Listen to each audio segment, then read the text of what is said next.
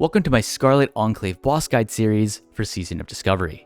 Balnazzar. Start the fight here as far to the west as possible. This will make for an easier phase transition. Have your raid spread around 6 yards. This will make it to where you're not stacking the Carrion Swarm debuff, but you're still close enough to each raid member to not get hit by the shades.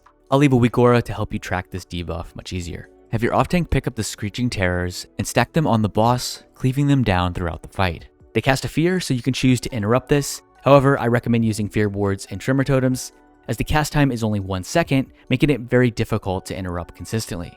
If the fear is to go off, dispel this as quickly as possible.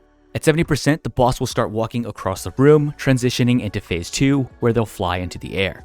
Have your melee DPS pops and cooldowns, since they won't be able to DPS the boss in this phase. I recommend using a defensive cooldown, as transitioning into phase 2, your healers and caster DPS may become silenced. However, once the Rings of Light spawn, you could have your casters and healers go inside of them to remove the silence. I recommend having your healers assigned to one of the rings. That way, if something is to go wrong and you get silenced again, it'll be a little bit easier for one group to rotate rather than having all of your healers silenced at once.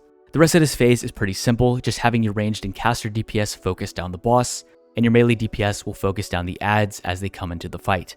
Just make sure your tank is keeping them away from the Rings of Light. You'll begin having mind controls go out. Make sure that you CC the mind controls. It is on a timer, so you can stand out a bit early so you're not getting cleaved down by your raid.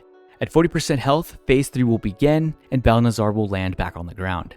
Balnazzar will start to spawn Infernals, which are going to come down on top of the Rings of Light, destroying them in the process, as well as stunning anybody nearby. Once the first Infernal comes down, your raid is going to stack on the Infernal, as the Fire Aura will grant immunity to the silence. Your main tank will pick up this Infernal and stack it right next to the boss. As for your off tank, pick up the remaining Infernals as well as any other adds and tank them away from the raid. Just like before, make sure you're dispelling the fear as quickly as possible. At this point, pop all remaining cooldowns, ignore the adds, and burn down the boss. This encounter will end at 5% HP. And that's pretty much it for this boss guide. Be sure to like and subscribe for more videos just like this one. And as always, I will see you in the next video.